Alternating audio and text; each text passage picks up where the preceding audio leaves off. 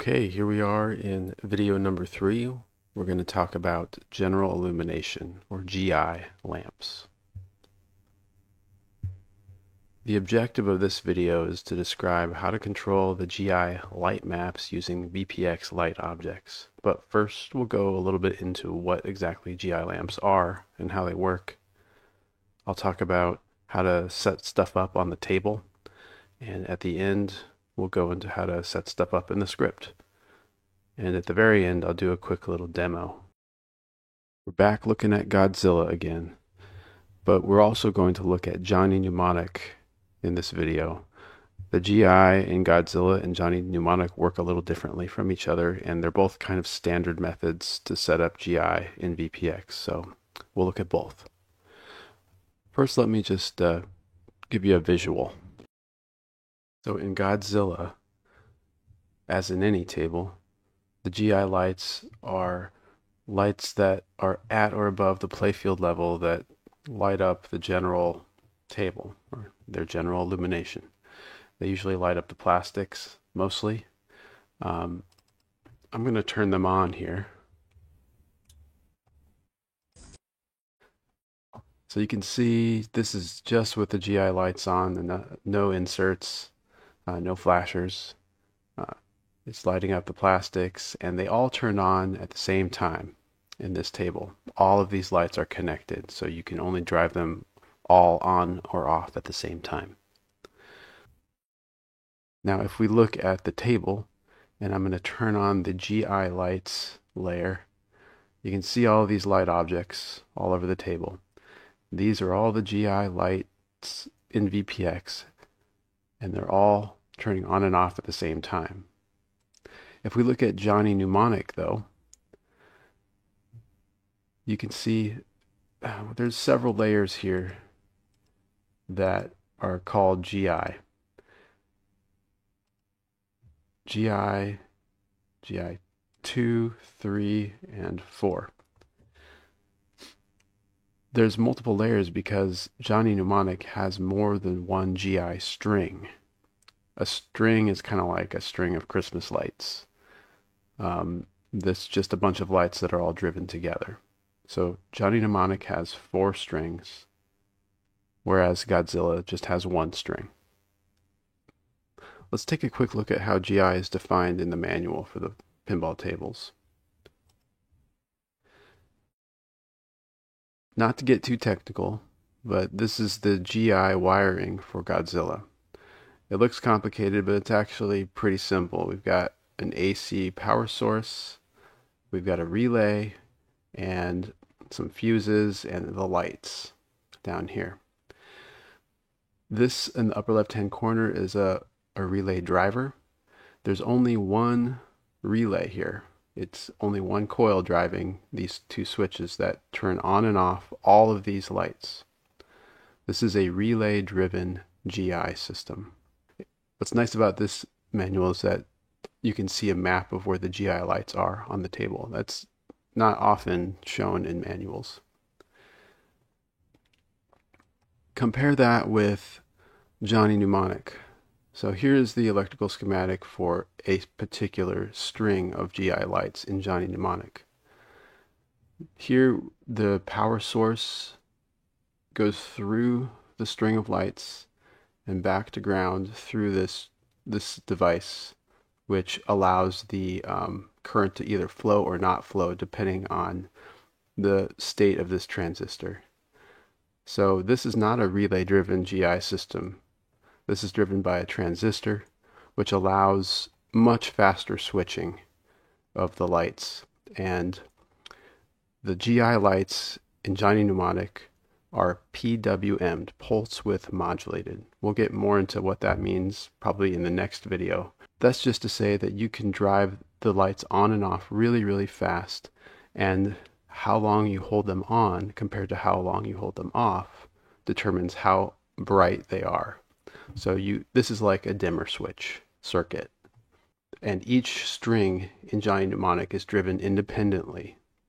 If we go to another part of this manual, here it talks about the strings in the GI circuit. You can see Down here under general illumination, there's actually 5 strings in this table, but only 4 of them, the first 4, are shown or connected to lights on the playfield.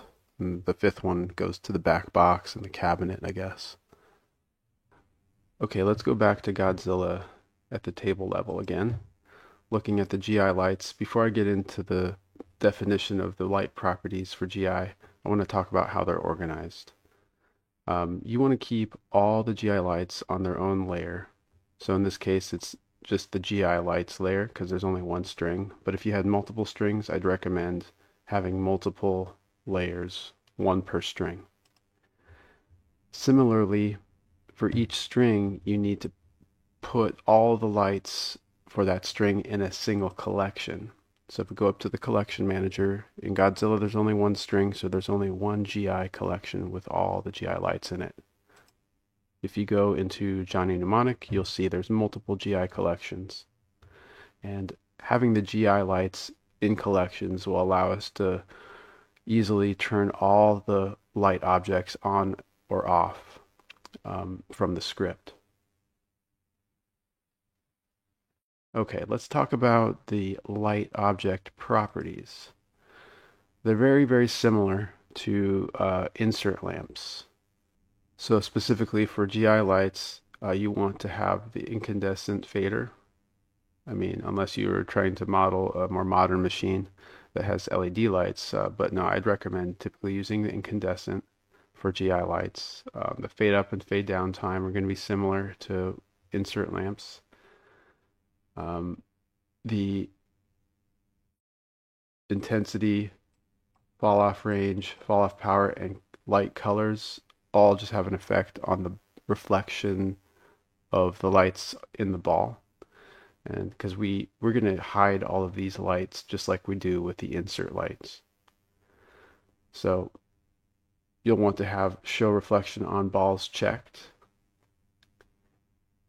The bulbs are not going to be visible. Now, one special thing to consider with GI lights is whether or not we want to have ray traced ball shadows checked. So ray traced ball shadows is something new in 10.8. I'm going to go to a GI light where that one's checked. So this GI light down here is under the right sling, and we want the ball to basically cast shadows if it passes in front of this light. Since we're using VLM, this light can generate light maps, and the light maps are imported into the table. When we have ray trace ball shadows checked, VPX is smart enough to know where the ball is relative to the center of this light, and it calculates what portion of the light map needs to be turned invisible.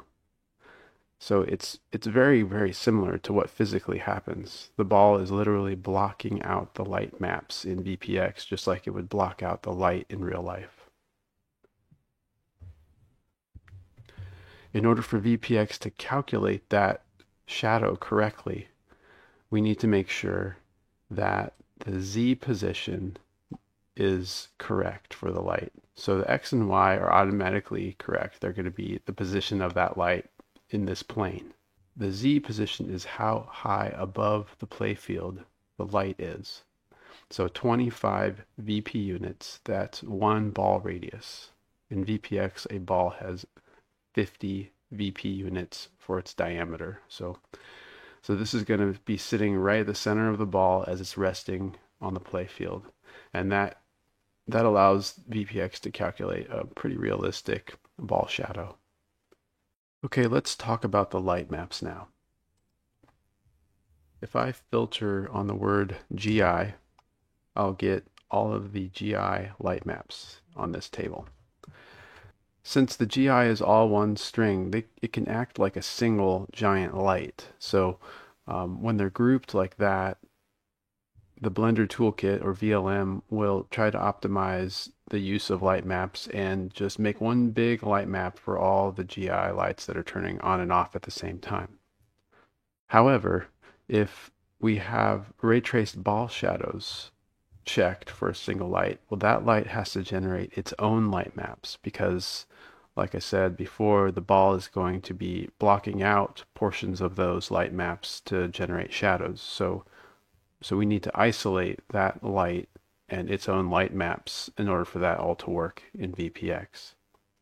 To optimize performance, you're not going to want to have every single GI light generating its own light maps. That would just be too many light maps.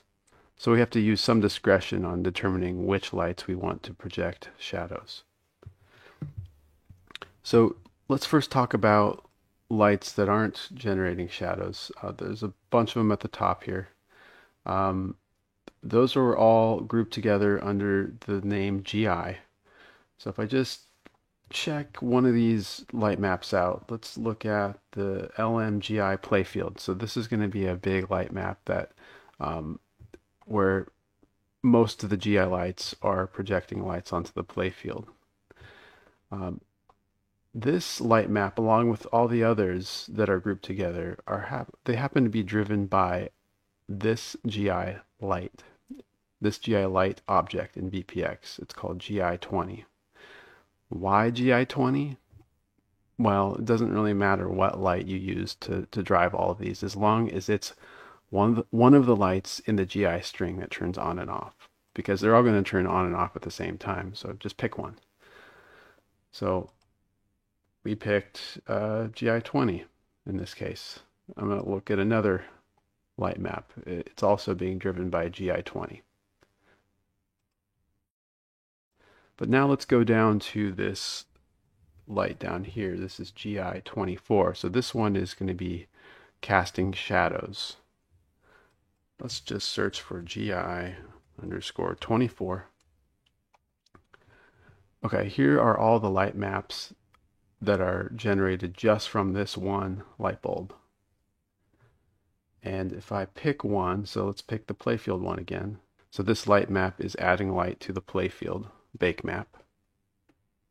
And you can see it's being driven by GI24. And that's necessary in order to get the shadows to work properly. So when you're setting up Blender to get this to work, you're going to have to treat these lights separately and have them split apart from the main group of lights in the string. You're going to have to ask a Blender guy how to do that, and I'm sure we'll have a video on it soon. Let's talk about how we get this all working on the script side. In VPX, there are two callbacks that we are interested in when it comes to GI. I'm showing on the top left over here the Godzilla script, and on the bottom left Johnny Mnemonic. The GI callbacks get called by the ROM when GI lights states change. So in the case of Godzilla, we are using GI callback, but in the case of Johnny Mnemonic, we're using GI callback 2. The difference between these two is that GI callback is for relay-driven GI that's not pulse width modulated, whereas GI callback 2 is for pulse width modulated lights. Let's start with the simpler one. In Godzilla, there are two parameters that are passed into the subroutine that get assigned to the GI callback.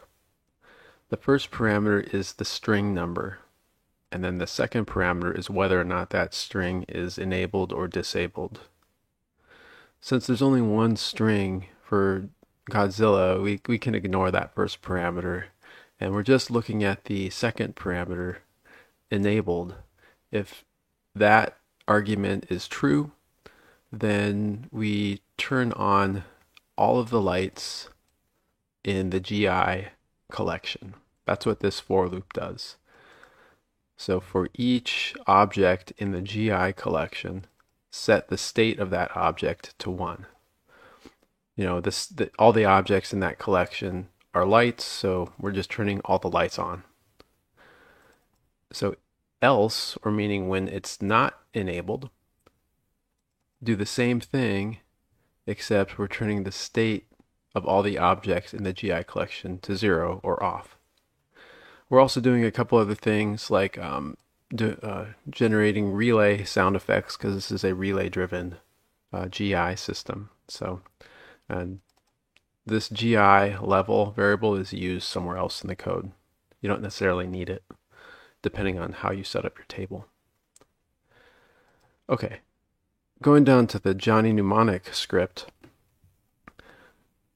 GI callback 2 is being assigned to this subroutine, GI, update GI. Again, the first argument is the string number. The second argument, however, is not whether or not the light's on or off, it's what level the light is on. So imagine this is a dimmer switch that has 8 positions. I guess 8 on positions and an off position.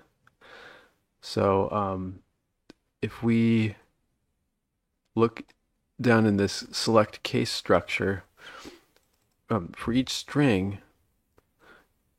we're going to set the state of the light in that string collection to a value between 0 and 1, where the value is the step number divided by 8. So we're normalizing the steps, which range from 0 to 8, to a number between 0 and 1. And that'll just turn the lights, all the way on if the step is 8, or it will turn them all the way off if the step value is 0, or it will turn the state of the light to some value in between full on and full off. Here we are in the Johnny Mnemonic test menu, which you can get to through the ROM menu interface. I'm going to run the general illumination tests.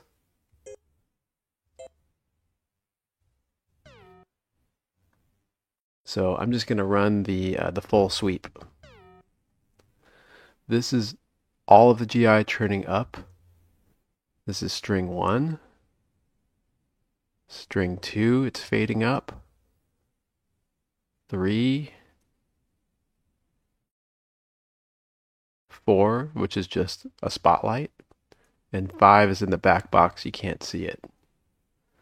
So when we were developing this table, we really weren't sure where all the string GI lights existed on the table. And luckily enough, Yaki has a Johnny Mnemonic near him. So he went to the arcade and he ran this test and took a video of it for us. And that allowed us to figure out where the position of all these lights were on the table. Well, that covers GI, and hopefully you guys learned something. Next up is flashers. See you soon.